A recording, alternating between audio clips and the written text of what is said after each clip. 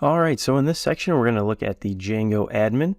And to do that, we're going to continue on with our job postings app that we had built in the last section.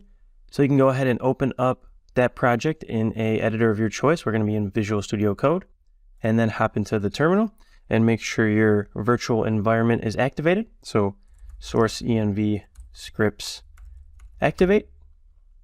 And then we can run the server, python manage.py run server, just to see where our project is left off.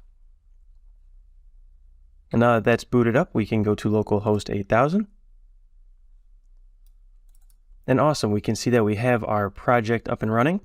And now in the URL, if we go to /admin, you can see that we're prompted to log in. It says Django administration, username, and password. And so this is the built-in Django admin login that comes out of the box with all Django projects. And the Django admin is a nice way to graphically interact with your models and database, but you need to log in to interact.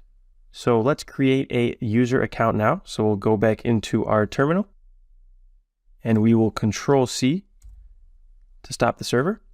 And then we'll type python manage.py create super user, all one word like that. And a super user is just a user that has all privileges to do whatever they want, like an admin user.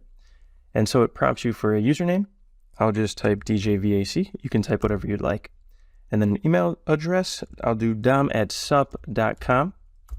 And then a password, I'm going to say password 123, and then retype that, password 123. And this is just on your local machine, so it doesn't have to be super secure. If this was on a server, you'd want to make it a bit more secure. It says that the password is too common.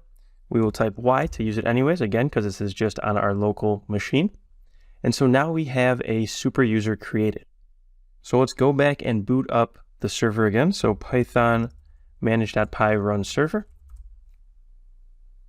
Beautiful. And we can hop back into the browser and refresh this admin login page. And now we can type in the username and password that you used. So I'll type DJVAC and password 123, and then click enter. And awesome, we get this graphical interface where we can interact with the models and the data. So we see authentication and authorization, groups, and users. And so the way that the admin interface is organized is that it's separated by apps and then the models, the tables within that app. Awesome, so now we have a super user set up and we have had a look at the Django admin. In the next video, we're going to dive deeper into what is actually stored and how we can actually see the job postings in this admin view.